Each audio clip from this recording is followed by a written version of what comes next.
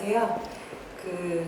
많이 이제 점심 드시고 나른하실 시간인데, 저는 아까 전에 엄는 선생님께서도 좀 제가 할 부분을 좀 커버도 해주시고 해서 편한 마음으로 들으시면 좋을 것 같습니다. 저는 이제 혈액종양내과 의사라는 타이틀을 가지고 있는 의사인데요. 제가 이제 여러 상황에서 환자분들 만나면 제가 저를 이렇게 다 썩 좋아하진 않으시더라고요. 왜냐하면 뭐 빈혈로 해서 저를 만나시면 젊은 분들은 막 이렇게 찾아보고 혈액종양내과에 왜 내가 가야 되나 막 찾아보고 혈액암이라서 보내는 건 아닌가 뭐 그러고서 오시는 경우도 있고, 그리고 이제 유방암이나 다른 고형 종양 환자분들은 오셔서 내가 혈액종양이 아니라 다른 암인데 왜 나한테 여기로 오라고 하셨을까 하는 경우도 있어서 우선 제가 제 소개를 먼저 하고 프로그램을 하려고 합니다. 그래서 이해하시면 이제 혈액이라는 게 하나가 다른 거고, 사실은 종양이 또 다르게 이제 두 가지 파트가 있는 건데요. 쉽게 이해하시자면 저는 이제 암을 치료하는 것 중에 항암제를 주로 처방하는 의사라고 이해하시면 좋을 것 같습니다. 그래서 오늘 제가 말씀드릴 것은 이제 항암 약물의 개요와 그리고 항암 화학요법, 그리고 항호르몬 요법, 표적 치료, 이렇게 이제 약물 요법에 크게 세 가지 종류가 있는데 이 세 가지에 대해서 알려드리려고 하고요. 국가암정보센터라고 해서 이제 암에 대한 유용한 정보를 잘 정리해 놓은 사이트가 있습니다. 그래서 이제 암에 대한, 아까 전에 이제 엄는 선생님께서 여러 가지 책자도 소개시켜 주셨지만 요새는 뭐 정보에 대한 접근성이 워낙 좋아서 이 사이트를 통해서 이런 거를 찾아보셔도 나중에 궁금하신 거 찾아보실 때 좋을 것 같아서 적어놨고요. 우선 약물요법에 대해서 간략하게 개요를 말씀드리자면, 이 항암 화학요법이란 이제 항암제를 사용해서 암을 치료하는 그것으로 이제 수술이나 방사선 치료 같은 거는 한 군데에 암이 있을 때는 그거를 수술적으로 떼어내거나 아니면 방사선을 국소적으로 치료를 하면 되는데, 여러 군데에 있다거나 아니면 이제 보이지 않게 있을 때에는 전신에 이제 작용하는 전신치료요법으로 약물을 사용하게 됩니다. 그래서 암은 계속 사람이 어렸을 때 키도 크다가 어느 정도 멈추고 이제 다 정해져 있는 증식 수준이라는 게 있는데, 이 암은 그런 거에 통제를 받지 않고 계속적으로 분열 증식하기 때문에 그런 쓸데없이 없어야 되는 덩어리가 점점 커지고 그것 때문에 불편함이 생기고 수명도 짧아지고 이렇게 되는 게 암의 합병증인데요. 이 항암제는 이런 계속적으로 분열 증식을 빠르게 하는 세포를 주로 표적으로 합니다. 그래서 이 전신적으로 작용하는 거기 때문에 정상세포에도 영향을 미칠 수밖에 없는데, 상대적으로 증식이 빠른 위장간의 점막, 머리카락, 골수, 생식계세포에 주로 이제 부작용이 그래서 생기게 되는 거고요. 이 약물 치료를 하는 목적은 암세포를 없애는 게 목적이고, 종류는 유방암 경우에서는 이제 완치의 목적으로 수술 전후에 하게 되는 치료법하고, 그리고 완치가 불가능한 상태에서는 어떤 완화를 위한 요법입니다. 그래서 어떻게 그러면 치료를 결정하느냐 하면, 이제 아까 여러 가지 종류의 치료가 있다고 그랬는데 그런 치료를 몇 개를 할지, 어떤 순서를 할지, 이런 것들은 환자의 연령과 폐경 여부, 건강 상태, 종양의 크기 특성, 그리고 환자의 증상 등을 두루 고려해서 결정을 하게 됩니다. 그래서 치료 약물의 종류는 아주 크게는 두 가지 정도라고 할 수가 있는데, 항암 화학요법과 그리고 표적 치료, 이렇게 두 가지로 나눌 수가 있고요.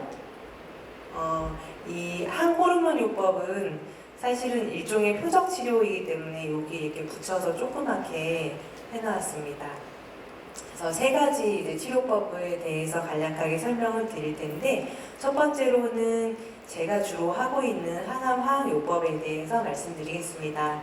그래서 통상적으로 항암 화학요법이다 하면 항암 치료, 항암제 치료 그런 거를 얘기를 하는데, 이제 목적이 조금 다를 수가 있습니다. 그래서 완치 목적으로 할 때에는 유방암에서는 수술 후에 재발을 막기 위해서 하는 보조 항암 화학요법과, 수술 전에 종양의 크기를 좀 줄여서 유방을 보존한다거나 아니면 이후에 좀 좀 성적을 좋게 하기 위해서 하는 수술 전 항암화학요법이 있고, 이 완치 목적의 치료의 경우에는 횟수가 정해져 있습니다. 그래서 병실에서 이제 환자분들끼리도 많이 소통을 하시다 보면 누구는 몇 번 하는데 나는 몇 번 하냐 이렇게 물어보시는 분들이 계세요. 근데 이게 어떤 분들은 제가 정해져 있지 않다고 말씀드리기도 하는데, 그 정해져 있지 않은 분들은 이제 완치의 목적이 아니라 어떤 병의 진행을 최대한 늦추고 전이에 따른 증상을 누그러뜨리고자 하는 완화 목적의 치료를 받을 때에는 이 치료에 이제 이득과 환자가 겪고 있는 부작용들을 좀 저울질을 해서 어떤 게 더 좋을지, 좋은데 해당하는 데까지 이제 할 수가 있거든요. 그래서 그런 경우에는 이제 횟수가 다양할 수가 있습니다. 그리고 투여 경로는 대개는 정맥 주사로 하고, 이제 그냥 전통적인 요법의 항암 치료에 해당하는 항암제도 몇 가지는 먹는 치료제들이 있어요. 근데 그게 이제 아직까지는 유방암에서 많이 사용되고 있지는 않습니다.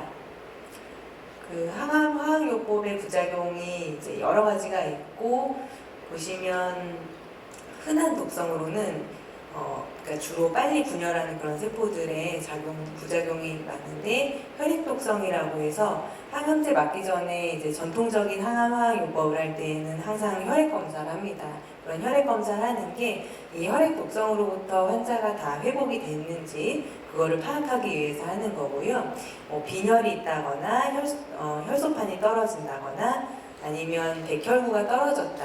근데 그런 상황에서 또 항암제를 드리면 더 위험한 상황이 될 수 있기 때문에 그런 혈액 독성은 없는지 확인을 해야 되고요.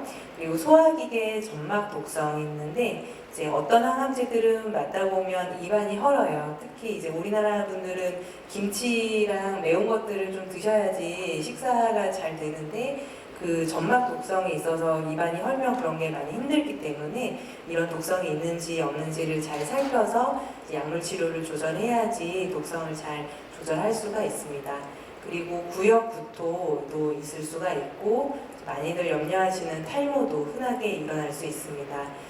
그리고 이런 흔한 독성 말고 어떤 특수한 약물에 따라서 독성이 여러 가지 다르게 나타날 수가 있는데, 심장 독성이 있는 약물도 있고 신경 독성이 있는 약물도 있고, 어떤 약물은 손발이 이제 많이 헐거나 손발톱이 좀 빠지게 되는 그런 독성이 있는 항암제들도 있습니다. 그래서 항상 이런 항암요법의 계획을 할 때에는 이런 부작용들을 환자가 감내할 수 있는 수준인지, 그리고 환자가 그 부작용을 잘 조절하고 있는지 이런 걸 봐가면서 하게 되고요.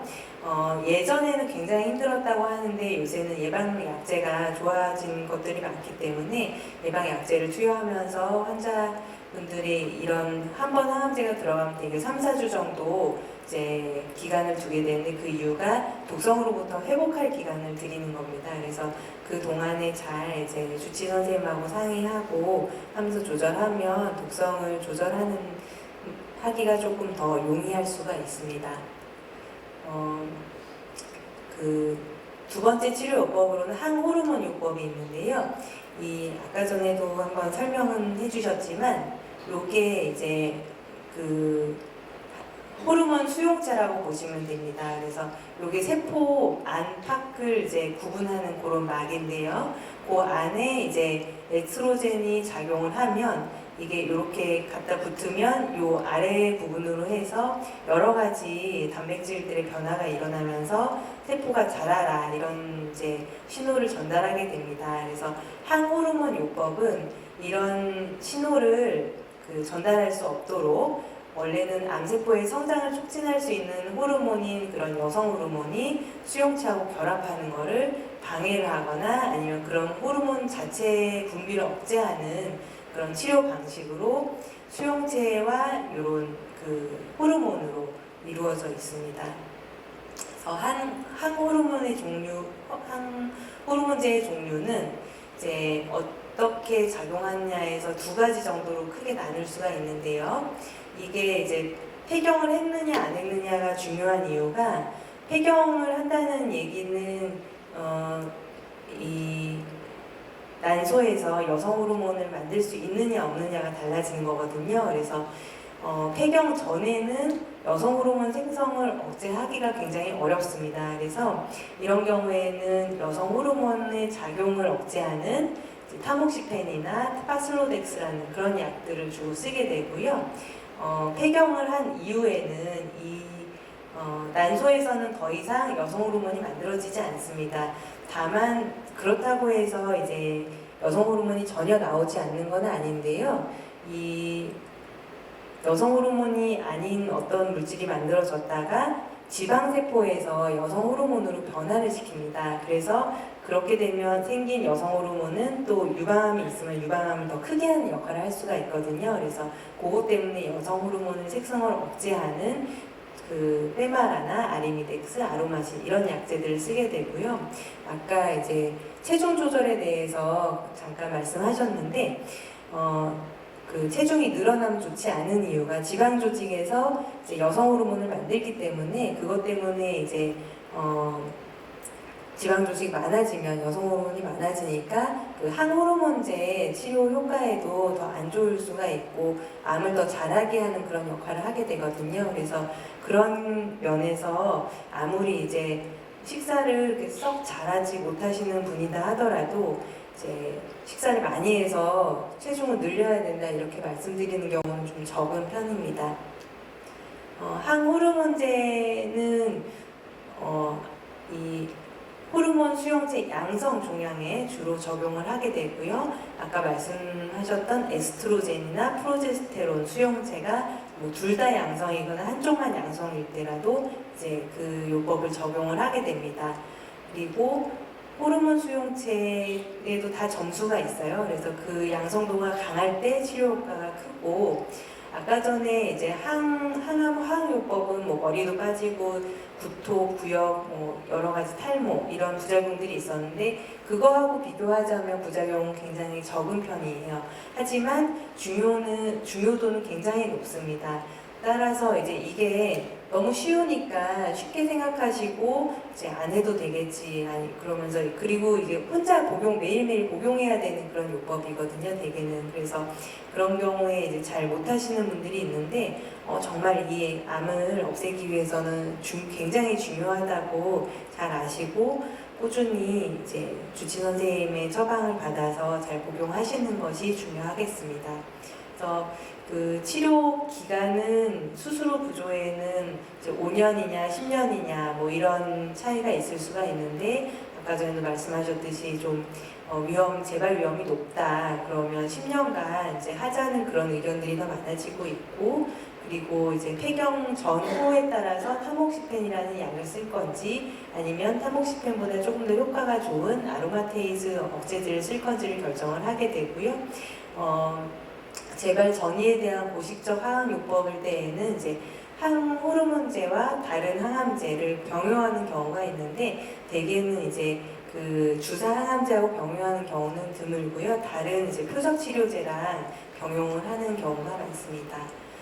표적 치료제라는 말을 이제 많이 이제 접하셨을 수도 있는데 이게 표적이라는 게 사실은 관역에다 활 꽂는 그런 표적이에요. 그래서 표적이라는 게 뭐냐 하면 암을 자라게 하고 증식하게 하고는 신호가 전달되는 안테나라고 보시면 되는데 뭐 정상적인 유방세포에는 그게 한 뭐 100개나 1000개 뭐 그 정도밖에 없다 그러면 이 표적이 많이 과발현됐다, 많이 발현됐다고 하는 거에는 뭐 몇천만 개 뭐 그런 식으로 많이 발현이 되어 있어서 이제 똑같은 신호를 받더라도 더 많이 증식을 하고 이러는 기전을 가지고 있습니다. 그래서 검사도 이제 처음에 진단받게 되실 때 굉장히 많이 하시지만 이제 그 암 조직을 떼어낸 걸 가지고도 굉장히 많은 검사를 해요. 그래서 그냥 제일 윗줄에는 그냥 통상 염색하는 걸로 본 거,